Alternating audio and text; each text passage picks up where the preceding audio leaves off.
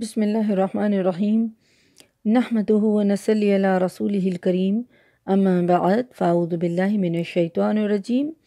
بسم اللہ الرحمن الرحیم رب اشرح لی صدری ویسر لی امری واحلل عقدۃ من لسانی یفقہوا قولی۔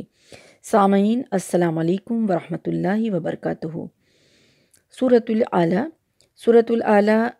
ایک رکوع ہے اور یہ سورت جو ہے وہ 19 آیات پہ مشتمل ہے۔ اس کی اہمیت اور فضیلت کو اس بات سے ہم سمجھ سکتے ہیں کہ رسول اللہ صلی اللہ علیہ وسلم سورۃ الاعلیٰ اور سورۃ الغاشیہ عیدین اور جمعہ کی نماز میں پڑھتے تھے۔ اسی طرح وتر کی پہلی رکعت میں سورۃ الاعلیٰ، دوسری رکعت میں سورۃ الکافرون اور تیسری رکعت میں سورۃ الاخلاص پڑھتے تھے۔ عائشہ رضی اللہ عنہ سے روایت ہے کہ رسول اللہ صلی اللہ علیہ وسلم وتر کی نماز میں سورۃ الاعلیٰ، سورۃ الکافرون اور تیسری رکعت میں سورۃ الاخلاص کے ساتھ معوذتین بھی پڑھا کرتے تھے۔ تو اس طرح سے پتہ چلتا ہے کہ رسول اللہ صلی اللہ علیہ وسلم کے نزدیک ان صورتوں کی جو ہے بہت اہمیت تھی۔ تو آج انشاءاللہ ہم لوگ سورۃ الاعلیٰ کے بارے میں دیکھ رہے ہیں۔ تو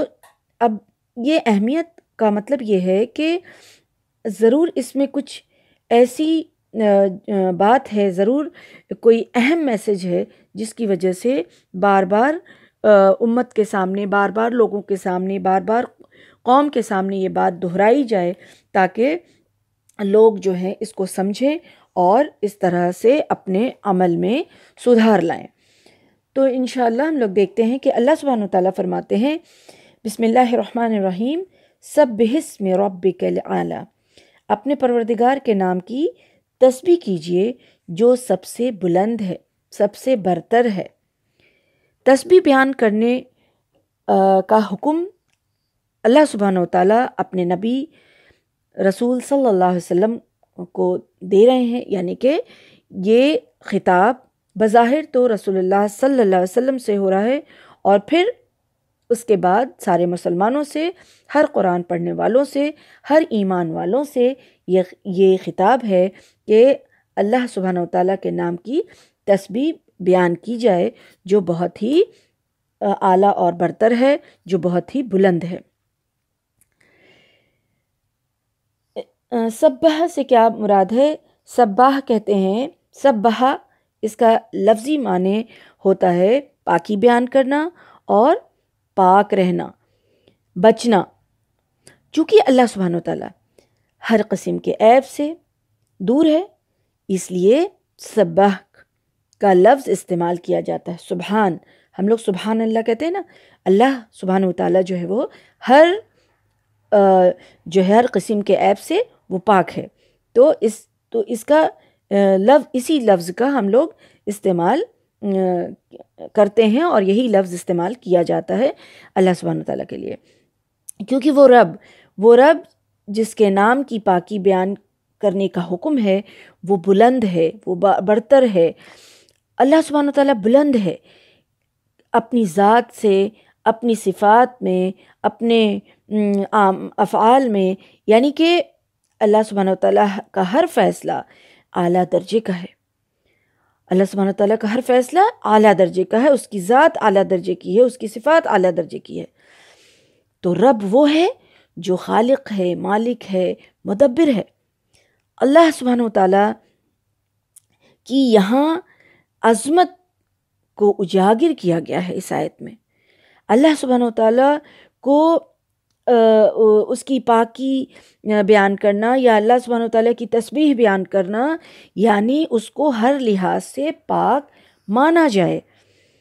اس کی ذات میں، اس کے فیصلے میں، اس کی خوبیوں میں، اس کی صفات میں، ہر لحاظ سے اس کو مانا جائے۔ یعنی کہ پہلی بات یہ ہے کہ دل میں پوری طرح سے یقین کے ساتھ اللہ سبحانہ وتعالیٰ کو ہر لحاظ سے پاک سمجھنا ہے اور پھر اس کا اظہار کرنا ہے۔ اظہار کرنے میں کیا کرنا ہے؟ اظہار کیسے کریں گے؟ زبان سے اس کو بیان کریں گے، یعنی تسبیح کی اسی لیے بہت ہی اہمیت ہے، بہت ہی اہمیت ہے۔ ہم عام طور پہ ایسے بھی جانتے ہیں کہ اللہ سبحانہ و تعالیٰ، نماز ہم پڑھتے ہیں تو نماز اللہ کی تسبیح حمد و ثنا ہے، نماز کے بعد اذکار ہے، اس میں اللہ کا ذکر ہے، اٹھتے بیٹھتے صبح شام سوتے جاگتے ہر وقت اللہ کا ذکر ہم بیان کرتے ہیں، اور یہ حکم ہے بیان کرنے کا۔ اور یہاں یہی چیز بتائی جا رہی ہے کہ ورد کرنا، یعنی کہ ہر وقت جس کی تعریف کی جائے، جس کی تسبیح بیان کی جائے، جس کا ذکر کیا جائے، جس کی پاکی بیان کی جائے، وہ اللہ سبحانہ تعالیٰ کی ذات ہے۔ صحیح مسلم کی روایت میں کیا آتا ہے کہ جو شخص صبح اور شام 100 مرتبہ جو ہے وہ سبحان اللہ و بحمدہ سبحان اللہ العظیم پڑھتا ہے تو اس کے گناہ جو ہے وہ سمندر کے جھاگ کے برابر بھی ہوں گے، تو اللہ سبحانہ و تعالیٰ اس کو جو ہے معاف فرما دے گا، سبحان اللہ۔ اسی طرح سے اس تسبیح کے بارے میں کیا آتا ہے، اسی لیے اس کی اتنی اہمیت اور اس کی فضیلت ہے، سبحان اللہ یعنی کہ پاک ہے اللہ سبحانہ و تعالیٰ۔ تو اس کے بارے میں آتا ہے کہ یہ الفاظ جو ہے وہ میزان میں بہت ہی بھاری ہے لیکن زبان پہ بہت ہی ہلکا ہے، یعنی ہم آسانی سے اس کو ادا کر سکتے ہیں، اور اللہ سبحانہ و تعالیٰ کو یہ بہت ہی محبوب ہے، بہت ہی محبوب ہے۔ اسی طرح سے افضل ذکر کس چیز کو کہا گیا ہے؟ افضل ذکر جو ہے وہ لا الہ الا اللہ ہے۔ لا الہ الا اللہ جو ہے وہ کیا ہے؟ افضل ذکر ہے۔ تو اسی طرح سے ذکر کی بہت ہی فضیلت آتی ہے۔ یہاں حکم ہے خاص کر کے کہ چھوٹا چھوٹا سا ذکر، اللہ کو یاد کرنا، اس کو سمجھنا، اور اس الفاظ اور اس نام سے اللہ سبحانہ و تعالیٰ کو یاد رکھنا، تو اس کی بڑی فضیلت ہے۔ اللہ کے نام کی تسبیح کا یہاں حکم ہے کہ اللہ کی شان کو کسی اعتبار سے جو ہے گھٹانا نہیں ہے، کسی سے اس کو ہمسر نہیں کرنا ہے، کسی مخلوق سے اس کو ہمسر نہیں کرنا ہے، حقیقت کو مان لینا ہے کہ ہر عیب سے، ہر نقص سے اللہ سبحانہ وتعالیٰ کی ذات جو ہے وہ پاک ہے۔ دوسری بات جو یہاں پتہ چلتی ہے وہ کیا ہے کہ اس کی عظمت کا خیال رکھا جائے، اللہ سبحانہ وتعالیٰ کی عظمت کا خیال رکھا جائے، اور اس کا نام جو ہے وہ جو ہے وہ اس کی تسبیح جو لی جائے، اس کی کہیں بھی توہین نہ ہوتی ہو، وہاں اس کا نام لیا جائے،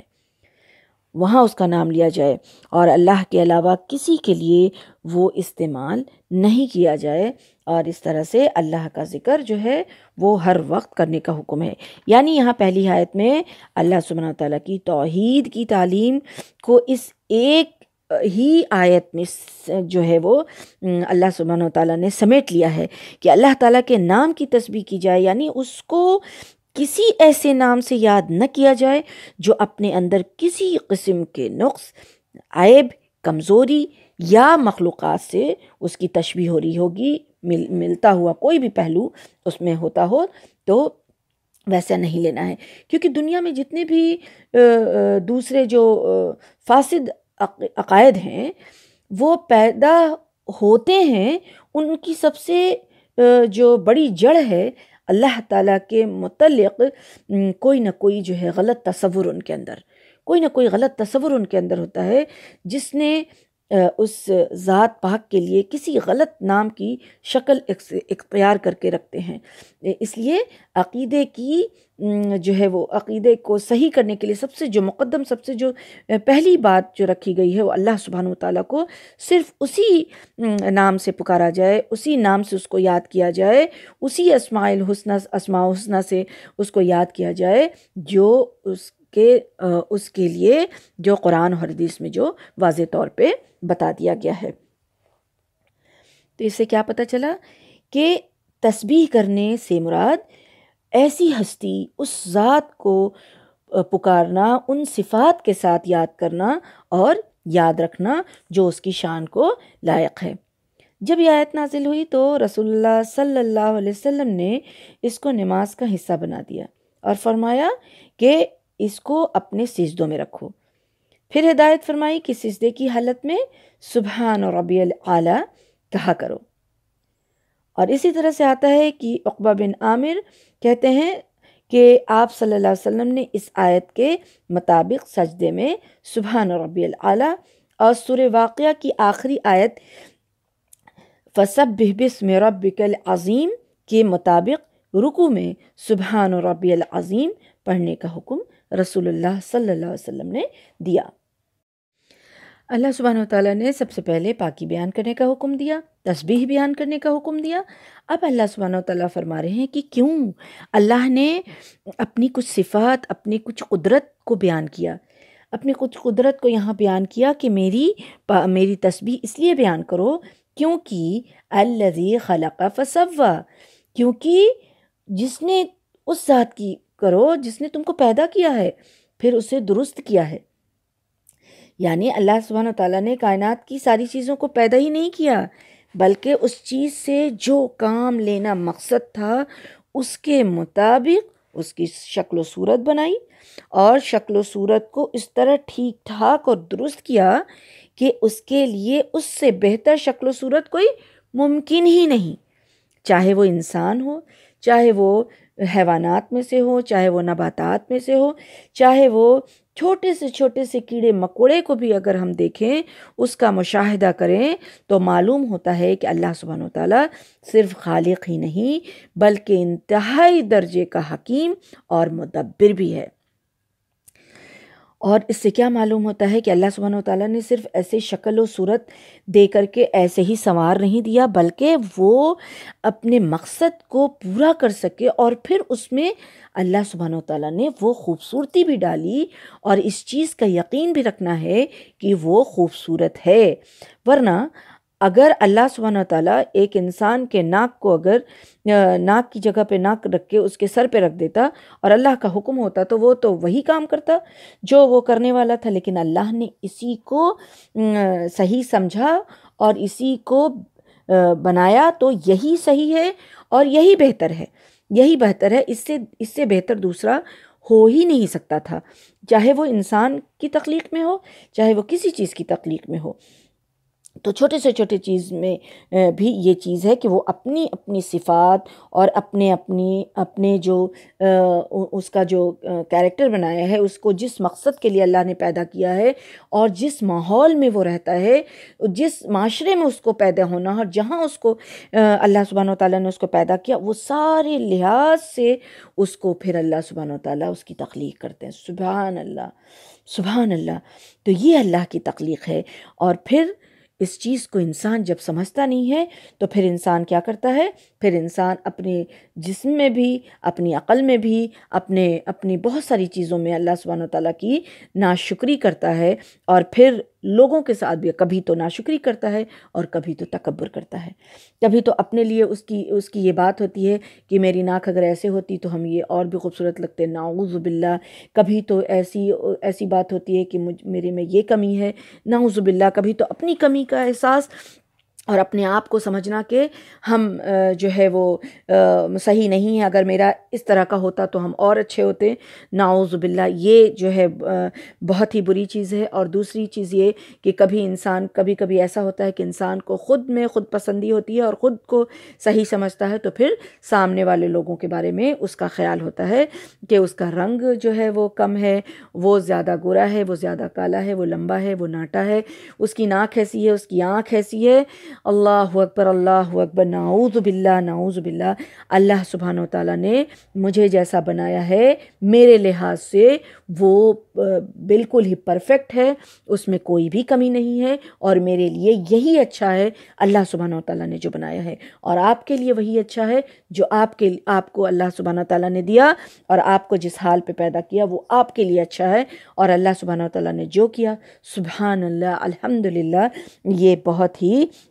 بہتر ہے ہر لحاظ سے۔ تو اس چیز کو سمجھنا اور ہمارا عمل جو ہے بدلنا چاہیے کہ ہم نہ تو اپنے آپ میں کسی طرح کے عیب کو ڈھونڈیں اور نہ تو کسی اور کے عیب کو بیان کریں، اس کے لحاظ سے وہ بہتر ہے اور اللہ کی تخلیق ہے، اور یہی ہمارا ایمان ہے کہ وہ ہر لحاظ سے بہتر ہے۔ پھر اللہ سبحانہ وتعالیٰ کی دوسری قدرت کا بیان کہ والذی قدر فہدی، یعنی وہ جس نے اس کی تقدیر بنائی پھر راہ دکھائی۔ سبحان اللہ۔ تقدیر کیا ہے؟ تقدیر کا معنی ہے اندازہ کرنا، یعنی اللہ سبحانہ وتعالیٰ نے انسان کو صرف بنایا ہی نہیں، ایسے ہی نہیں بنا دیا، بنانے سے پہلے کسی چیز کا مکمل اس کا نقشہ تیار کیا، اس کی شکل و صورت، اس کے مقصد کو، اس کے متعلق جو پوری اسکیم اللہ سبحانہ وتعالیٰ نے تیار کی، یہ تقدیر ہے، یہ اندازہ ہے اللہ سبحانہ تعالیٰ کا۔ پھر اس کے متعلق یہ طے کرنا کہ اس چیز کے لیے کس قسم کا مواد چاہیے، کیا کیا چاہیے، اس کو کتنی مقدار میں چاہیے، اور اس کی خصوصیت کیا ہونی چاہیے، اس کی کیا خاصیت ہونی چاہیے، یہ ساری چیز اللہ سبحانہ تعالیٰ پہلے طے کرتا ہے۔ اور پھر تاکہ جس مقصد کے لیے وہ چیز بنائی گئی ہے وہ جو ہے احسن طریقے سے اس کو انجام دے سکے۔ اللہ سبحانہ تعالیٰ نے کائنات کی تخلیق سے پہلے تقدیر بنائی ہے، یعنی کہ ہر چیز کا اندازہ کیا ہے، یعنی کہ ہر چیز کی پلاننگ کی ہے، اسکیم بنایا ہے۔ کائنات میں آج تک جو بھی چیزیں وجود میں آ چکی ہیں اور جو کچھ بعد میں پیدا ہوں گی، ان سب کے بارے میں اللہ کی تقدیر یعنی اللہ کا اندازہ یعنی کہ اللہ کا اسکیم جو ہے اس کے مطابق ہو رہا ہے، اور جو اس سے پہلے جو اس کے پیدا کرنے سے پہلے ہی اللہ سبحانہ تعالیٰ اس کو طے کر کے رکھا ہے کہ یہ کیسے کیسے کیا ہوگا۔ یعنی کہ اب انسان، چونکہ ہم انسان ہیں تو انسان کے بارے میں دیکھیں کہ انسان کی زندگی کا مقصد کیا ہے، مقصد کو جانیں، اور پھر ہم یہاں اس بات سے ہمیں یہ یقین ہو جانا چاہیے کہ جس مقصد کے لیے ہم کو پیدا کیا گیا ہے، مجھے اور آپ کو جس مقصد کے لیے بنایا گیا، اللہ سبحانہ تعالیٰ نے مجھے اور آپ کو اس سانچے میں ڈھالا ہے، اس خصوصیت سے نوازا ہے، جو بھی اس کے لیے مواد چاہیے، جتنی چاہیے، اللہ سبحانہ تعالیٰ نے ہمارے اندر رکھی ہے۔ پھر ہم یہ کیسے عذر پیش کر سکتے ہیں کہ ہم اپنے مقصد کو پورا نہیں کر سکتے، میرے اندر یہ قابلیت نہیں ہے، یا ہم یہ نہیں کر سکتے۔ وہ دنیا میں آ کر کے انسان نافرمانی میں یا پھر اپنے نفس کی پیروی میں یا اس کی جو بھی وجوہات رہتی ہے جس کی وجہ سے وہ گمراہ ہوتا ہے، لیکن اللہ سبحانہ تعالیٰ نے انسان کو جس مقصد کے لیے بنایا، جس مقصد کے لیے پیدا کیا ہے، وہ ساری چیزیں اس میں رکھ کر کے، اور یہ بھی کہ انسان کو اللہ سبحانہ تعالیٰ نے صرف شکل صورت نہیں، ہم نے پہلی دیکھ لیا آیت نمبر 2 میں کہ اللہ سبحانہ تعالیٰ صرف شکل ہی نہیں بناتا ہے بلکہ اس کو ہر لحاظ سے ایسا بناتا ہے تاکہ وہ اپنے مقصد کو پہنچ سکے اور وہ اچھے انجام کو پہنچ سکے۔ اس چیز کو سمجھنا جو ہے وہ بہت ضروری ہے۔ تو اللہ سبحانہ تعالیٰ جو ہے وہ تقدیر بھی بنائی اور پھر راہ بھی دکھایا۔ سبحان اللہ، اللہ سبحانہ تعالیٰ نے راہ بھی دکھا دیا، یعنی اللہ سبحانہ تعالیٰ نے جس چیز کو جس مقصد کے لیے بنایا، اس چیز کی فطرت میں وہ کام کرنے کا طریقہ بھی ڈال دیا اللہ سبحانہ تعالیٰ نے۔ سبحان اللہ۔ مثال کے طور پہ ہم دیکھیں، ہم انسان ہیں تو انسانوں کا ہی مثال لیں گے کہ جیسے ایک جاندار جو انسان کا بچہ پیدا ہوتا ہے، تو بچہ پیدا ہوتا ہے تو پیدا ہوتے ہی وہ ماں کی چھاتی کی طرف لپکتا ہے، یعنی کہ اس کو اللہ سبحانہ تعالیٰ اس کے اندر یہ ڈالتے ہیں کہ اس کو رزق کہاں سے ملنا ہے، اور پھر اس کو اس کا طریقہ پتہ چلتا ہے، پھر وہ اپنا کام کرتا ہے۔ اللہ سبحانہ تعالیٰ اس کے اندر وہ چیز ڈالتے ہیں،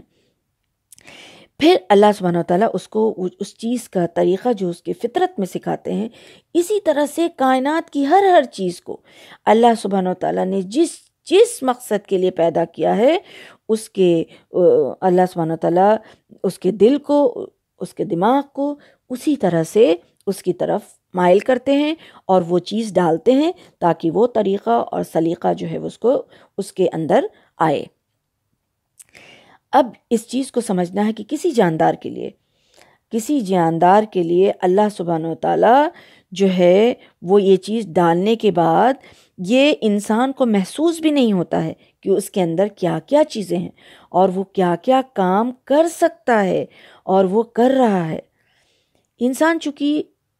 دوسری مخلوق یعنی کہ تمام مخلوق سے افضل ہے، ممتاز ہے، اور اس کی حیثیت جو ہے وہ افضلیت کی ہے، اللہ سبحانہ تعالیٰ نے جو دی ہے، تو اس لیے اس کو 2 قسم کی ہدایت دی، 2 قسم کی اللہ سبحانہ تعالیٰ نے رہنمائی کی، یعنی رہنمائی بھی کی جس کام کے لیے پیدا کیا ہے اس کی طرف بھی، اور دینی اور دنیاوی رہنمائی بھی کی اس کی، وہ کیسے؟ ایک تو اس کے اندر انسان کے اندر اضطراری جو اس کی طبعی زندگی سے تعلق رکھتی ہے، اور اس لحاظ سے وہ دوسرے جاندار ہو، کوئی جانور ہو یا نباتات ہوں، پیڑ پودا ہو، جو بھی چیزیں دوسری مخلوق سے مختلف نہیں ہے. مطلب ہر کسی کو جس چیز سے پیدا کیا ہے اس کو اللہ تعالیٰ نے اس کے اندر ڈالا ہے، وہ اپنا اپنا کام کر رہا ہے فطری طور پہ. دوسری چیز ہدایت جو ہے، دوسری رہنمائی جو ہے وہ اختیاری ہے، جو اس کے عقل اور شعور اور اخلاقیات سے تعلق رکھتی ہے. اور اسی دوسری قسم کی جو ہدایت ہے وہ انسان کے اندر اللہ سبحانہ و تعالیٰ نے ڈالا. اور سب سے پہلے جو یہ دینی جو رہنمائی اللہ سبحانہ و تعالیٰ نے کب کی؟ سب سے پہلے آدم علیہ السلام کی پشت سے، جب انسان پیدا بھی نہیں ہوا تھا، جب انسان اس دنیا میں بھی نہیں آیا تھا، تب آدم علیہ السلام کی پشت سے سارے ارواح کو اللہ نے نکالا اور سب سے پوچھا کہ الست بربکم، تو کیا میں، اللہ تعالیٰ نے پوچھا کہ کیا میں تمہارا رب نہیں ہوں؟ تو سارے ارواح نے یعنی ساری روحوں نے کیا جواب دیا؟ بلا بربنا، کہ کیوں نہیں. سب نے اقرار کیا کہ تو ہی ہمارا رب ہے. سب نے کیا اقرار کیا؟ کہ تو ہی ہمارا رب ہے، یعنی توحید کا اقرار کیا کہ تو ہی اکیلا رب ہے. اب یہ اللہ سبحانہ و تعالیٰ نے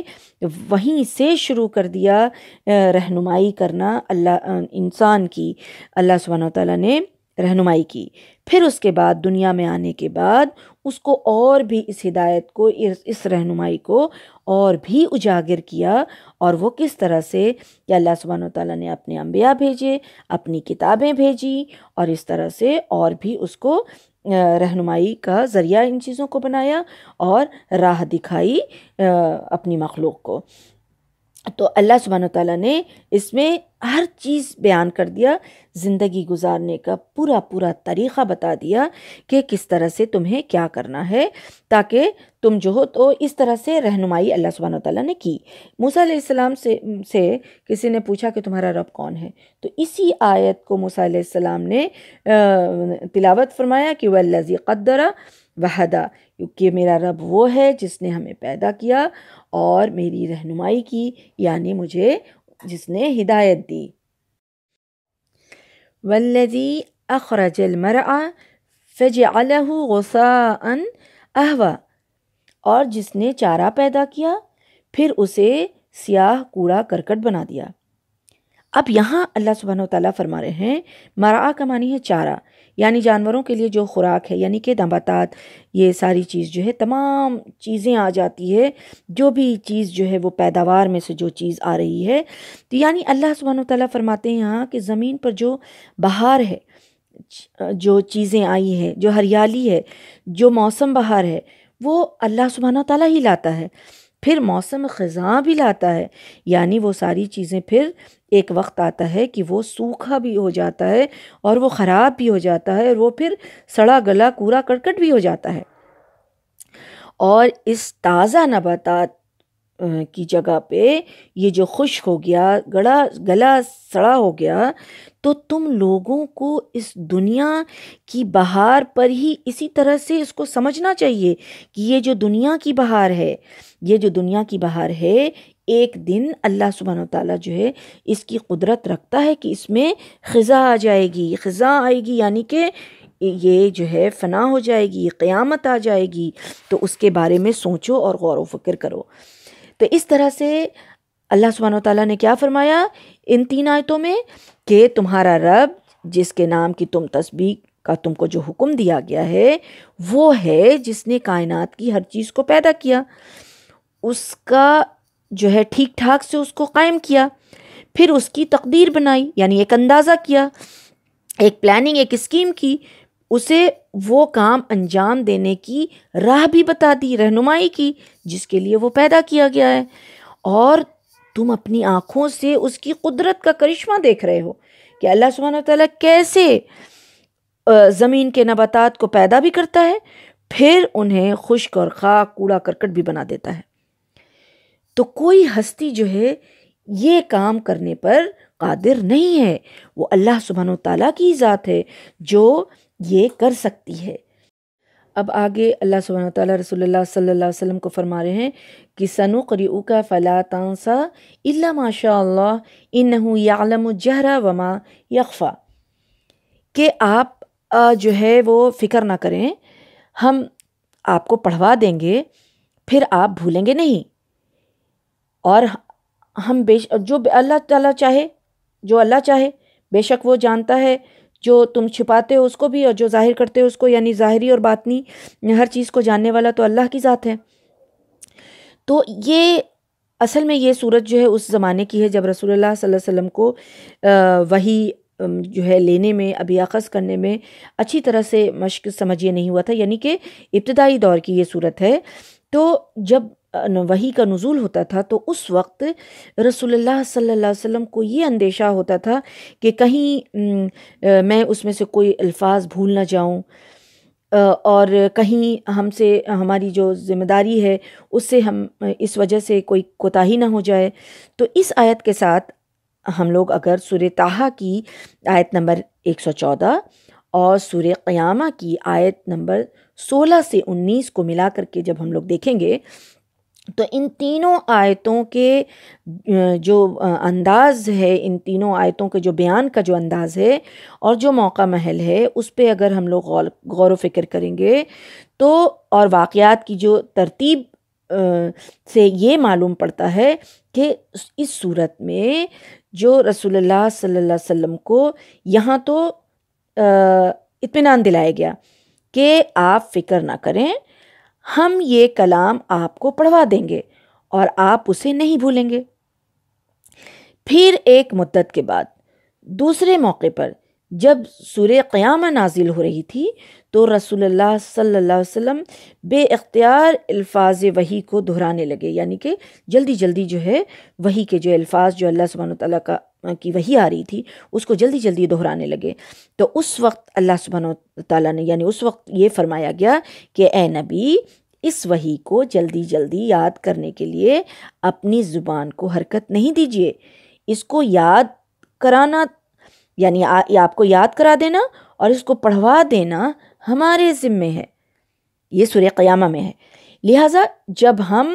اسے پڑھ رہے ہوں اس وقت تم اس کی قرأت کو غور سے سنتے رہو، پھر اس کے مطلب کو سمجھا دینا بھی ہمارے ذمے ہے، یعنی ہم تم کو اس کے معنی مطلب کو بھی سمجھا دیں گے۔ پھر جب تیسری مرتبہ یعنی کہ آخری مرتبہ جب سورہ طٰہٰ میں اس طرح کی وحی آئی، یعنی وحی کا جب نزول ہوا اس طرح کی آیت کا، تو اس موقع پر رسول اللہ صلی اللہ علیہ وسلم کو پھر جو یہ اسی طرح سے جب جلدی جلدی پڑھ رہے تھے رسول اللہ صلی اللہ علیہ وسلم کو یہ خوف لاحق ہوا، تو آیت نمبر 113 میں فرماتے ہیں کہ جو یہ آیت نازل ہو رہی ہے اس میں سے کوئی چیز میرے حافظے سے نہ نکل جائے۔ جب ان کے دل میں ایسا لگا تو آپ صلی اللہ علیہ وسلم کو ان کو یاد کرنے کی جب وہ کوشش کرنے لگے تو اس پر فرمایا گیا کہ اور قرآن پڑھنے میں جلدی نہیں کیا کرو جب تک تمہاری طرف اس کی وحی کی تکمیل نہ ہو جائے، یعنی وحی جب پوری ہو جائے تب پھر تم پڑھا کرو، اس سے پہلے جلدی مت کیا کرو۔ اس کے بعد پھر اس طرح کی جو ہے وحی نہیں آئی، یعنی کہ یہ 3 صورتوں میں، یعنی یہاں سورۃ الاعلیٰ میں اور سورۃ طٰہٰ میں اور سورہ قیامہ میں، ان 3 صورتوں میں اس طرح کی بات آئی ہے کہ رسول اللہ صلی اللہ علیہ وسلم کو اطمینان دلایا گیا اور بتایا گیا کہ آپ جلدی جلدی اپنی زبان کو حرکت نہ دیں، میری ذمہ داری ہے کہ ہم آپ کو یاد بھی کرا دیں گے اور جو ہے وہ پڑھا بھی دیں گے۔ ان 2 آیتوں میں رسول اللہ صلی اللہ علیہ وسلم کو یعنی ہدایت فرمائی گئی کہ آپ فکر بالکل مت کیجیے، قرآن جو آپ پر نازل کیا جا رہا ہے یہ لفظ بلفظ آپ کو یاد کیسے رہے گا یہ اللہ کی ذمہ داری ہے، یعنی آپ کے حافظے میں یہ محفوظ رہے گا، یہ ہمارا کام ہے، اللہ سبحانہ وتعالیٰ اپنی ذمہ داری لے رہے ہیں، اور اس کا محفوظ رہنا آپ صلی اللہ علیہ وسلم کے کسی ذاتی کمال کا نتیجہ نہیں ہے بلکہ ہمارے فضل کا نتیجہ ہے۔ یعنی رسول اللہ صلی اللہ علیہ وسلم کے جو حافظے کی بات ہے وہ ان کا ذاتی کوئی کمال نہیں بلکہ اللہ سبحانہ وتعالیٰ کا فضل ہے۔ ورنہ ہم چاہتے تو اس کو بھلا دیتے، کیونکہ آگے اللہ تعالیٰ کیا فرما رہے ہیں کہ ہم جو چاہیں اس کو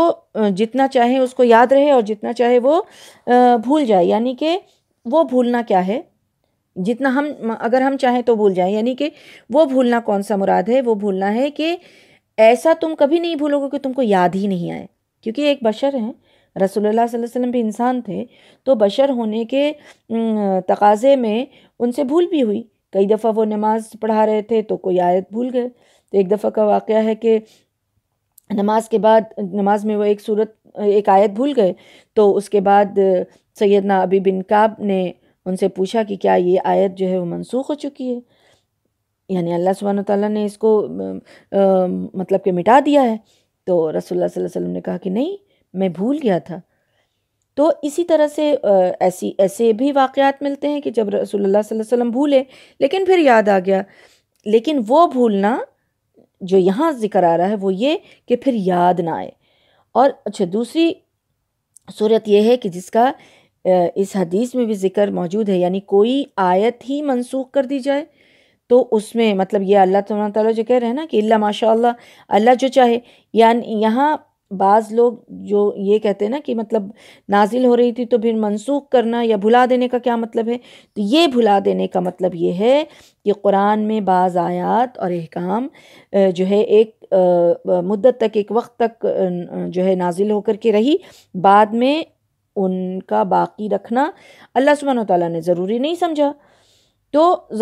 سمجھا، تو پھر اس کو جو ہے وہ منسوخ کر دیا، یعنی کہ اس کو مٹا دیا۔ پھر جب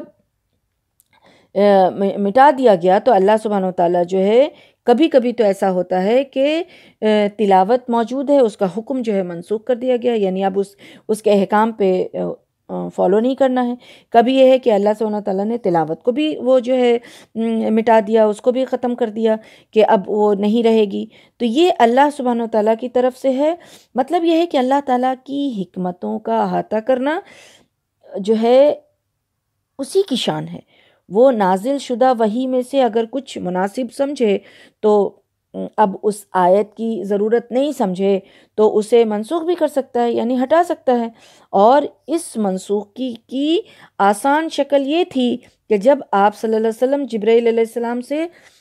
دور کرتے تھے، ہر سال دور ہوتا تھا نا، رسول اللہ صلی اللہ علیہ وسلم قرآن سناتے تھے جبرائیل علیہ السلام کو، اور جبرائیل علیہ السلام پڑھ کر سناتے تھے۔ یہ جو دور ہوتا تھا تو دور کرتے تو وہ آیت یا اس کے کچھ الفاظ آپ کو بھلا دیا جاتا۔ آسان طریقہ کیا تھا کہ اللہ سبحانہ وتعالیٰ کی طرف سے وہ بھلا دیا جاتا۔ تو یہاں یہی بات بتائی جا رہی کہ جو اللہ چاہے، اللہ سبحانہ وتعالیٰ تو سب جانتا ہے، اور اللہ سبحانہ وتعالیٰ تو ہر چیز کی قدرت رکھتا ہے۔ تسلی دینے کے بعد اب مزید یہاں تسلی دی جا رہی ہے رسول اللہ صلی اللہ علیہ وسلم کو کہ وَنُيَسِّرُكَ لِلْيُسْرَى فَذَكِّرْ إِن نَّفَعَتِ الذِّكْرَى، اور ہم آسان طریقے پر چلنے کی سہولت دیں گے، بس آپ نصیحت کیجئے اگر نصیحت نفع دے۔ یہ آسانی کی جو بات ہے، یہاں آسانی کے کئی مطلب لیے گئے ہیں۔ مثال کے طور پر یعنی کہ آپ اس قرآن کو آسانی سے آپ یاد رکھ سکیں گے، اللہ کا فضل آپ کے ساتھ ہوگا، آپ پریشان نہ ہوں۔ دوسرا مطلب یہ لیا گیا ہے کہ آسان شریعت پر آپ کو چلایا جائے گا، یعنی آپ کے لیے آسان شریعت دیا جائے گا۔ تیسرا مطلب یہ لیا گیا ہے کہ جو شریعت کے جو احکام ہوں گے، اللہ سبحانہ وتعالیٰ کی طرف سے جو حکم ہوگا جس پر چلنا ہے، وہ عمل کرنا آپ کے لیے آسان بنا دیا جائے گا۔ چوتھا مطلب اس کا یہ لیا گیا ہے کہ اسلام کے راستے سے ہم تمام جو جتنی بھی طرح کی جو رکاوٹیں آئیں گی اس کو ہم دور کریں گے، آپ کے لیے آسانی کریں گے، آپ کے لیے وہ ساری رکاوٹوں کو دور کریں گے اور کامیابی کی راہ کی طرف آپ کی رہنمائی کریں گے، آپ کے لیے آسان بنا دیں گے، تو آپ فکر نہ کریں۔ اور پانچواں جو اس کا لیا گیا ہے، اس کا مطلب وہ یہ لیا گیا ہے کہ آپ پر جو ذمہ داری دی گئی ہے اتنی ہی ہے کہ آپ لوگوں کو اللہ تعالیٰ کے پیغام کو پہنچا دیں۔ اس کے آگے کسی مشکل میں پڑھنا جو ہے اور کسی طرح کا فکر کرنا، یہ آپ کی ذمہ داری نہیں ہے۔ لوگوں کو اسلام کی طرف لانا یہ آپ کی ذمہ داری نہیں ہے، بلکہ آپ کی ذمہ داری یہ ہے کہ آپ لوگوں کو پیغام پہنچا دیجئے، ورنہ اگر اللہ سبحانہ و تعالیٰ یہ سوچے انسان کی اگر یہ ذمہ داری ہوتی کہ ہر انسان کو جو بات بتائی جا رہی ہے وہ اس پر اس کو قائل بھی کر دو کہ وہ کرے، تو یہ تو بہت ہی سخت ہو جاتا۔ اللہ اکبر، کیونکہ یہ ساری جو ذمہ داری دی جا رہی ہے اور یہ سارے جو سہولتیں جو دی جا رہی ہے اور جو ساری آسانیاں دی جا رہی ہے وہ رسول اللہ صلی اللہ علیہ وسلم کے بعد میرے اور آپ کے لیے بھی ہے۔ سبحان اللہ، کہ یعنی کہ اللہ سبحانہ و تعالیٰ اپنے بندے کو جو اللہ سبحانہ و تعالیٰ کے احکام پر چلنے والے ہیں، اللہ کے نیک بندے ہیں، اللہ سبحانہ و تعالیٰ اس کی رہنمائی کریں گے، اس کے لیے آسانیاں پیدا کریں گے۔ بس اس کو اس راہ پہ چلنے کا ارادہ کرنا ہے، اس راہ پہ چلنے کے لیے اپنے آپ کو جو ہے وہ مائل کرنا ہے اور نیت اور ارادہ کو درست کرنا ہے، اللہ سبحانہ و تعالیٰ اس کے لیے آسانی کریں گے۔ یہ تسلی دی گئی ہے، یہ تسلی دی گئی ہے، اور پھر یہ ذمہ داری بھی ہے کہ صرف آپ پہنچاتے رہیں۔ پھر جو کہا جا رہا ہے یہ کہ فذکر ان نفعت الذکر، کہ ان کو آپ نصیحت کیجئے جو نصیحت جن کو نفع دے۔ تو اس کا مطلب یہ نہیں ہے کہ کوئی ایسے لوگوں کو بار بار نصیحت کیا جائے جو لوگ واعظ اور نصیحت سے اگر فوراً قبول نہیں کر رہے ہیں تو ان کو نصیحت دینا چھوڑ دے انسان، ایسا نہیں ہے۔ جو لوگ مذاق اڑاتے ہیں یا اس کے مخالفت کرتے ہیں، مخالف میں کچھ اس طرح کی حرکتیں یا باتیں کرتے ہیں، تو ان سے اجتناب کیجئے، بچیے، ایسی بات نہیں ہے۔ بلکہ یہاں کیونکہ انسان کو یہ کیسے خبر ہو سکتا ہے، 2 منٹ کے لیے ہم یہ تو سوچ سکتے ہیں کہ رسول اللہ صلی اللہ علیہ وسلم کو تو اللہ سبحانہ و تعالیٰ کسی کے لیے یہ بتا سکتے ہیں کہ یہ انسان جو ہے وہ نفع حاصل کرنے والا نہیں ہے، تو آپ اس کو نصیحت نہ کریے، لیکن میرے اور آپ کے لیے تو یہ ممکن ہی نہیں ہے۔ تو پھر ہم یہ جان ہی نہیں سکتے ہیں، ہمیں یہ معلوم ہی نہیں ہو سکتا ہے کہ ہماری نصیحت اس کو فائدہ نہیں دے گی، جبکہ نصیحت جو ہے، نصیحت کوئی ایسی نصیحت ہی نہیں ہوتی ہے جس میں فائدہ نہ ہو، ہر نصیحت وہ فائدے والی ہی ہوتی ہے۔ تو یہاں مقصد یہ ہے کہ آپ مایوس نہ ہوئیے، آپ مایوس نہ ہوئیے اور آپ نصیحت کریے، آپ اپنی ذمہ داری کو نبھائیے، اپنے پیغام کو پہنچائیے، لیکن یہاں سمجھنا یہ ہے کہ اگر نصیحت نفع دے یعنی کہ موقع محل کو آپ کو دیکھنا ہے، ایسا نہیں کہ کوئی غلط راہ پہ ہے تو فوراً ہی جا کر کے انسان اس کے غلط چیز کو پکڑ کر کے، اور وہ اس وقت اس کا موقع نہیں ہے، اس وقت اس میں پوری طرح سے وہ ملوث ہے، پہلے اس کو اس بات کو سننے کے لائق اس ماحول بنانا ہے، پھر آہستہ آہستہ اس کو اس طرف لانا ہے، اور پھر جو ہے وہ موقع اور محل کو دیکھ کر کے، اس کے مزاج کو دیکھ کر کے، اور یہ ساری چیزوں کو دیکھ کر کے پھر نصیحت کرنی ہے۔ ایسا نہیں کہ نصیحت جو ہے وہ کسی کو فائدہ نہیں دیتی ہے، بلکہ نصیحت ہر کسی کو فائدہ دیتی ہے۔ اب اس کے بعد اللہ سبحانہ وتعالیٰ نے 2 طرح کے لوگوں کے بارے میں بتا دیا کہ یہ آسانی ہے، یہ ساری چیز آسانی کے لیے بتائی جا رہی ہے کہ نصیحت جو ہے وہ ضروری نہیں ہے کہ آپ نصیحت دیں تو کوئی اس کو فائدہ دے ہی، اور ضروری نہیں ہے کہ اس کو نہ ہی دے۔ یعنی 2 طرح کے لوگ ہیں۔ کون سے 2 طرح کے لوگ ہیں؟ ایک وہ ہیں جو اللہ سے ڈرنے والے ہیں، وہ نصیحت قبول کریں گے۔ یعنی کہ نصیحت قبول کون کرتا ہے؟ جو اللہ سے ڈرتا ہے۔ سَيَذَّكَّرُ مَن يَخْشَىٰ، جو اللہ سے ڈرنے والا ہے وہ نصیحت کو قبول کرنے والا ہے، وہ نصیحت حاصل کرے گا، اس سے وہ فائدہ اس کو پہنچے گا، وہ فائدہ لے گا۔ لیکن جو بدبخت ہے، جو اللہ سے ڈرتا نہیں ہے، وہ اس پر اس کا کوئی بھی اس کو فائدہ نہیں دے گا، نصیحت جو ہے وہ فائدہ نہیں دے گا۔ کیونکہ جو انسان سورہ فرقان میں بھی اللہ تعالیٰ فرماتے ہیں کہ جن پر ذکر کیا جاتا ہے، اللہ کی آیتیں پڑھی جاتی ہیں، تو وہ گونگے بہرے نہیں ہوتے ہیں، بلکہ وہ قبول کر لیتے ہیں۔ اللہ کے بندے جو ہیں وہ گونگے بہرے نہیں ہوں گے کہ سن لیا اور بس ہو گیا، اس کے اوپر کوئی بھی ایکشن نہیں لے، بلکہ نہیں، وہ ایکٹیو ہو جائیں گے، وہ اس کو قبول کر لیں گے، اور اس لحاظ سے اپنے عمل میں اپنے آپ کو ڈھالنے کی کوشش کریں گے، یہ وہ شخص ہوگا جو مومن ہوگا، جو وہ شخص ہوگا جو اللہ کا خوف جس کے دل میں ہوگا، وہی شخص جو ہے وہ نصیحت حاصل کرے گا، اسی کو اس سے آپ کی نصیحت جو ہے وہ فائدہ دے گی۔ اور دوسرا وہ شخص ہوگا جس کے دل میں اللہ کا ڈر نہیں ہوگا، جو اپنے نفسانیت میں پھنسا ہوگا، جو دنیا میں ہی جو ہے دنیا کے لذتوں میں ملوث ہوگا۔ اس کا طریقہ یہ ہوگا کہ وہ جو ہے بہانے بنائے گا، حجتیں تلاش کرے گا، کیونکہ وہ چاہتا نہیں ہوگا، کیونکہ اس کی چاہت نہیں ہوگی کہ وہ نصیحت حاصل کرے۔ تو ایسے لوگوں کو پھر نصیحت جو ہے فائدہ نہیں دیتی ہے۔ تو دو طرح کے لوگوں کے بارے میں بتا دیا گیا کہ کس طرح کے لوگ ہوں گے۔ تو یہ چیزیں جو ہے اپنے لیے اس کو سمجھنا ہے کہ ہمارے اندر اللہ کا خوف ہو، ہم جب بھی اللہ کی بات کو سنیں، اللہ کے احکام کو سنیں تو اس کو سمجھنے کی کوشش کریں، اس پر چلنے کی کوشش کریں، بہرے گونگے ہو کر کے صرف جو ہے ایسا نہ سنیں کہ سن کے انسنی کر دیں، ایسے لوگوں میں شامل نہ ہوں، بلکہ اللہ کا ڈر دل میں پیدا کریں، اور ان بدبخت میں شامل نہ ہو جو بس بہانے بنا دیتا ہے، حجت بنا دیتا ہے، طرح طرح کی تعویلیں نکال دیتا ہے اور پھر اس بات کو انکار کر دیتا ہے، اور انکار کرنے والے لوگوں میں شامل ہو جاتا ہے۔ تو پھر ان ویسے لوگوں کے لیے کیا فرمایا کہ یصلی النار الکبریٰ، ایسے لوگوں کے لیے بڑی آگ ہے، بڑی آگ میں ایسے لوگ جائیں گے۔ یہ بڑی آگ سے کیا مراد ہے؟ بڑی آگ یعنی جہنم کی آگ، کیونکہ دنیا کی جو آگ ہے جہنم سے آگ کو لایا گیا، جہنم سے تھوڑا سا آگ لایا گیا اور اس کو پھر لا کر کے سمندر کے پانی سے اس کو 70 مرتبہ دھویا گیا، 70 مرتبہ اس آگ کو ٹھنڈا کیا گیا، پھر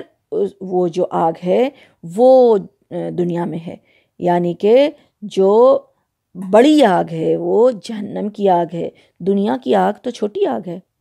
دنیا کی آگ تو چھوٹی آگ ہے، اس میں ایسے شخص کو داخل کیا جائے گا جو بدبخت ہوگا، جو اللہ کا جس کے دل میں خوف نہیں ہوگا، جو نصیحت سے فائدہ نہیں اٹھائے گا۔ اور پھر فرمایا کہ ایسے لوگ جو جہنم میں جائیں گے، بڑی آگ میں داخل ہوں گے، پھر اس میں وہاں نہ وہ مریں گے اور نہ وہ جئیں گے۔ ثم لا يموت فيها ولا يحيا، اس میں نہ تو وہ جئیں گے اور نہ تو مریں گے، نہ جئیں گے اور نہ مریں گا، کیا مطلب ہے؟ یعنی ان کی وہ جو زندگی ہوگی، وہ جو جہنم کی زندگی ہوگی، اس میں مر تو سکیں گے نہیں، کیونکہ موت کو موت آ چکی ہوگی جہنم میں جانے کے بعد، اور جو زندگی ہوگی ان کی وہ عذاب کی وجہ سے موت سے بدتر ہوگی، یعنی زندگی کا کوئی لطف اس میں نہیں ہوگا، کوئی مزہ اس میں نہیں ہوگا۔ ایسی زندگی پر وہ خود بھی موت کو ترجیح دیں گے، یعنی وہ چاہیں گے کہ موت آ جاتی، مگر موت نام کی وہاں تو کوئی چیز ہوگی نہیں، کیونکہ موت کو بھی اللہ سبحانہ وتعالیٰ موت تو چکے ہوں گے فائنل، جس کو جب ڈال دیا جائے گا جنت اور جہنم میں۔ تو یہاں جہنم میں جا کر کے جہنمیوں کا یہ حال ہوگا کہ وہ چیخیں گے، پکاریں گے، اور پھر جو جہنم کے داروغہ ہوں گے نا، مالک، ان کو پکاریں گے کہ سنو ذرا، اللہ کے سامنے ہم لوگوں کی سفارش کرو کہ اللہ سبحانہ وتعالیٰ کچھ فیصلہ کر دے، ہمارا کچھ ہم لوگوں کا فیصلہ کر دے اور ہم لوگوں کو موت دے دے۔ لیکن جہنم کا داروغہ وہ کیسا ہوگا؟ وہ جہنم کا داروغہ جو ہے وہ اللہ سبحانہ وتعالیٰ اس کو طاقتور وہ ہوگا، اور وہ ایسا ہوگا، سخت دل ہوگا جہنم کا داروغہ، طاقتور، سخت دل، فرمانبردار اللہ کا، اور ایک حکم کو فوراً ماننے والا۔ یہ صفت ہوتی ہے، یہ صفت ہوگی جہنم کے داروغہ کی۔ تو جب وہ پکاریں گے جہنمی، تو 40 سال تک وہ کوئی جواب بھی نہ دے گا۔ اللہ اکبر، یعنی اس کے اوپر کوئی فرق ہی نہیں پڑے گا، کیونکہ وہ اتنا سخت دل اللہ تعالیٰ اس کو بنائیں گے، وہ سخت دل ہوگا اور اتنا طاقتور ہوگا کہ کوئی وہاں سے نکلنے کی کوشش کرے، کوئی وہاں سے کچھ بھی جو بھی اللہ کا حکم ہوگا وہ اس کو کرنے کے لیے ایک دم سے فرمانبردار ہوں گے، یعنی اللہ کے حکم پر کھڑے رہنے والے، اور سستی نہیں۔ کہ کتنے فرمانبردار ایسے بھی ہوتے ہیں کہ ہاں کہنا مانیں گے تو، لیکن ابھی نہیں، تھوڑی دیر بعد، جیسے ہم اور آپ، ہماری خصلتیں نمازیوں کی کیا ہوتی ہے؟ اللہ کا حکم آیا، ہم فرمانبردار بندے بننا چاہتے ہیں کہ ہم اللہ کے حکم کو مانیں گے، ہم نماز پڑھیں گے، ہم روزہ رکھیں گے، ہم یہ ساری چیز کریں گے۔ اب نماز پڑھنے میں کیا ہوتا ہے؟ سستی ہوتی ہے، اذان ہو گئی، ہاں ابھی پڑھتے ہیں ابھی پڑھتے ہیں. یہ چیزیں جو ہے کوئی عمل کرنا ہے، قرآن سیکھنا ہے، اللہ کے احکام کو جاننا ہے،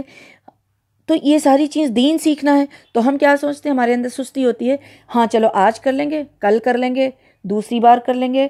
ابھی تھوڑا فری ہو جائیں تب کر لیں گے، یہ کام ہمارا پورا ہو جائے دنیا کا اس کے بعد کر لیں گے، تھوڑی سی فرصت مل جائے اس کے بعد کر لیں گے. تو یہ چیزیں اللہ کی دوسری مخلوق جو ہے اس میں نہیں ہے.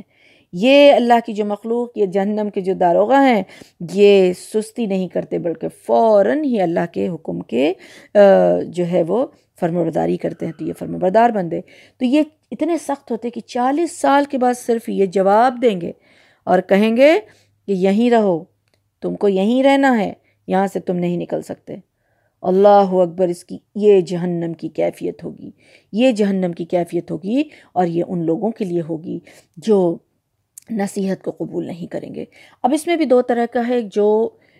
کفر پہ ہوں گے اور جو شرک پہ ہوں گے، ان کے لیے تو پھر یہی سارا مرحلہ ہے. لیکن کچھ ایسے بھی لوگ ہوں گے جو توحید پرست ہوں گے، جو توحید پہ ہوں گے، لیکن سستی سے ان کا عمل ایسا نہیں ہوگا کہ وہ جنت میں جا سکیں، کیونکہ ایمان کے بعد عمل صالح بھی ضروری ہے. تو کوئی ان کا ایسا عمل صالح نہ ہوگا جس کی وجہ سے وہ جہنم میں چلے جائیں گے، تو پھر ان کو نکالا جائے گا ایک مدت تک، اور وہ مدت جو ہے وہ اللہ سبحانہ و تعالیٰ ہی جانتا ہے کہ کتنا ہوگا اور کیسا ہوگا. بلکہ یہ آتا ہے کہ ایک دن جو اللہ سبحانہ و تعالیٰ کا ایک دن ہے وہ ہمارا 1000 سال ہے. اللہم لا تجلنا منہم، اللہم لا تجلنا منہم، کہ اللہ سبحانہ و تعالیٰ ہم سب کو اس سے بچا کے رکھے کہ اللہ سبحانہ و تعالیٰ کے توحید کو اقرار کرنے کے باوجود اگر عمل صالح نہ ہوا اور پھر ان میں کچھ گناہ ہوا اور کچھ کوتاہیاں ہوئیں جس کی وجہ سے وہ جہنم میں گئے، تو ویسے لوگوں کے لیے پھر یہ ہے کہ اللہ سبحانہ و تعالیٰ جب چاہے گا تو ان کو نبی کی شفاعت سے یا نیک لوگوں کی شفاعت سے، یا اللہ تعالیٰ جس کو بھی حکم دیں گے اس کی شفاعت کے لیے، تو ان کی سفارش سے پھر وہ جہنم سے نکال لیے جائیں گے ایک مدت تک. وہ مدت کتنا ہوگا اللہ ہی جانتا ہے. اور وہ بھی جھلسیں گے، وہ بھی جلیں گے قیامت کے بعد جہنم میں، لیکن ان کے سجدے کا نشان جو ہے وہ نہیں جلے گا قیامت میں. تو اس طرح سے جہنم میں، تو اس طرح سے جہنم کے بارے میں، جہنم کی کیفیت یہاں بتا دی گئی کہ جو لوگ نصیحت حاصل نہیں کرتے ہیں ان کا یہ حشر ہونے والا ہے. اب قد افلح من تزکا، اور جو لوگ پاک ہوں گے، جو لوگ اپنے نفس کی صفائی کرنے والے ہوں گے، جو ظاہری اور باطنی جن کا پاک ہوگا، وہ فلاح پا جائے گا، وہ فلاح پا جائے گا. اور اس کا طریقہ کیا بتایا گیا، یعنی کس طرح کی افلح من تزکا، تزکیہ کرنا یعنی کہ اپنے نفس کی صفائی کرنا، ہر اس چیز کو روکنا، اس چیز سے اپنے آپ کو روک لینا، اپنے اندر سے اس چیز کو نکال دینا جو اللہ سبحانہ و تعالیٰ کو ناراض کرتی ہے، جو صراط مستقیم پر چلنے میں جو ہے روڑا اٹکاتی ہے، ویسے چیز کو اپنے اندر سے نکال دینا، ویسے راہ سے اپنے آپ کو دور کر لینا. تو ایسے جو لوگ ہوں گے تو وہ کامیاب ہوں گے. یعنی کہ اب جس طرح سے زکوٰۃ کے بارے میں لیا جاتا ہے کہ زکوٰۃ نکالنے سے مال جو ہے وہ پاک ہوتا ہے، زکوٰۃ نکالنے سے مال پاک ہوتا ہے. تو اپنے اندر سے برائی کو نکالنا، اپنے اندر سے شرک، کفر، بدعت اور جو برے اخلاق ہیں ان ساری چیزوں سے پاک کر لینا، پھر کامیابی کا انحصار انہی چیزوں پر ہوگا اور انسان جو ہے وہ آخرت میں کامیاب ہوگا. اور اس تزکیہ کا اور اس پاکی کا طریقہ بتایا گیا کہ وہ کیا ہوگا کہ وَذَكَرَ اسْمَ رَبِّهِ وَصَلَّى. اب سب سے پہلے بھی آیت میں یہی بات آئی کہ اللہ کے نام کا ذکر کرو، اور یہاں بھی یہی بات آ رہی ہے کہ ذکر کرو، ذکر اور پھر نماز. سب سے پہلے اس ایمان لانا ہے، اللہ کا ذکر، اللہ کو یاد کرنا ہے، اور پھر اس کا طریقہ کیا ہوگا کہ نماز قائم کرنا ہے۔ نماز کے بغیر تو یہ ہو ہی نہیں سکتا کہ ایک انسان جو ہے وہ اپنا تزکیہ کر سکے۔ تو نماز جو ہے وہ بہت بڑی چیز ہے۔ بل تؤرث الحیات الدنیا، اب ایسا جو لوگ نہیں کرتے ہیں ان کے بارے میں بتایا جا رہا کہ کیوں نہیں کرتے ہیں۔ وہ یہ سمجھتے ہیں، وہ جو ہے دنیا کو وہ لوگ جو ہیں ترجیح دیتے ہیں۔ اللہ سبحانہ وتعالیٰ کہہ رہے ہیں کہ بلکہ تم تو دنیا کی زندگی کو ترجیح دیتے ہو، حالانکہ آخرت بہتر اور باقی رہنے والا ہے۔ یعنی تمہارا جو اصل جو تمہارے اندر جو وجہ ہے جس کی وجہ سے نصیحت نہیں پکڑ رہے ہو، یا جس کی وجہ سے تم تزکیہ نہیں کر رہے ہو، جس کی وجہ سے تم نماز نہیں پڑھ رہے ہو، یا جس کی وجہ سے تم اللہ کے ذکر سے غافل ہو، کیونکہ حدیث میں کیا آتا ہے کہ جو انسان ذکر کرتا ہے وہ ایسا ہے جیسے کہ وہ زندہ ہے، اور جو ذکر نہیں کرتا ہے وہ ایسا ہے جیسے کہ اس کی مثال ایسی ہے جیسے کہ وہ مردہ ہے۔ تو اصل جو مرض، اصل جو بیماری بتائی گئی وہ یہ ہے کہ تم آخرت کے مقابلے میں دنیا کو پسند کرتے ہو، جبکہ حقیقت یہ ہے کہ آخرت جو ہے وہ بہتر ہے، آخرت بہتر ہے۔ اب آخرت بہتر ہے، ایک موٹی سی بات کو اگر انسان سمجھ لے کہ آخرت ایک تو وہاں کی نعمت دنیا کی نعمتوں سے بہت بہت درجے جو ہے وہ بہتر ہے۔ دنیا کی نعمت کتنی بھی مل جائے، ساری دنیا بھی مل جائے، زمین اور آسمان سے بھر کر کے ساری چیزیں بھی مل جائے، اتنی بھی نعمتیں مل جائے، تو آخرت کی ایک نعمت سے جو ہے اس سے بھاری پڑے گا، اس سے بہتر ہوگا وہ۔ تو یہ نعمتوں کے لحاظ سے کہ آخرت میں جو نعمت ملنے والا ہے وہ بہت ہی بہتر ہے دنیا کی نعمتوں کے لحاظ سے، اور دوسرا یہ کہ وہاں کی نعمتیں جو ہے، آخرت کی نعمتیں جو ہے وہ ختم نہیں ہونے والی ہے، لا زوال ہے، ہمیشہ باقی رہنے والا ہے، جبکہ دنیا کی نعمتیں جو ہے فانی ہے، ختم ہونے والی ہے، ہمیشہ رہنے والی نہیں ہے۔ تو یہ کتنا بڑا فرق ہے اور کتنی بڑی بات ہے جو اللہ سبحانہ وتعالیٰ یہاں سمجھا رہے ہیں کہ تم دنیا کو ترجیح دیتے ہو، دنیا میں ہی مصروف ہو، دنیا میں ہی اپنے نفس کی خواہشات کو پوری کرنے میں لگے ہوئے ہو، اور آخرت سے بے خبر ہو، جبکہ آخرت جو ہے وہ بہتر ہے، وہ بہتر ہے۔ اور یہ باتیں یعنی کہ قد افلح من تزکا سے لے کر کے آخری آیت 19 تک اللہ سبحانہ وتعالیٰ یہاں فرما رہے ہیں کہ ان ھذا لفی صحف الاولی صحف ابراہیم و موسیٰ، یعنی کہ یہ ساری چیز جو ہے، یہ باتیں جو ہے ابراہیم علیہ السلام کو بھی عطا کیا گیا اور موسیٰ علیہ السلام کو بھی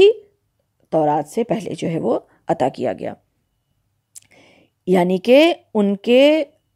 صحیفوں میں بھی وہ موجود ہے اور موجود تھا اور موجود ہے، وہ کبھی منسوخ نہیں ہوا اور نہ وہ بدلا گیا۔ تو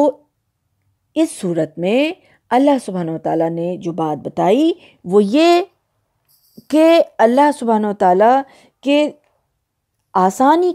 فرماتا ہے ان لوگوں کے لیے جو اللہ کے حکم کو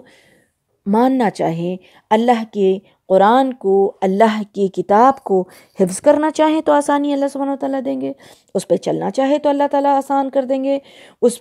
کی دعوت کا کام کرنا چاہے تو اللہ سبحانہ وتعالیٰ آسان کر دیں گے، اور اپنی اس ذمہ داری کو جو پورا کرنا چاہے تو اللہ سبحانہ وتعالیٰ اس کے لیے آسانی فراہم کریں گے۔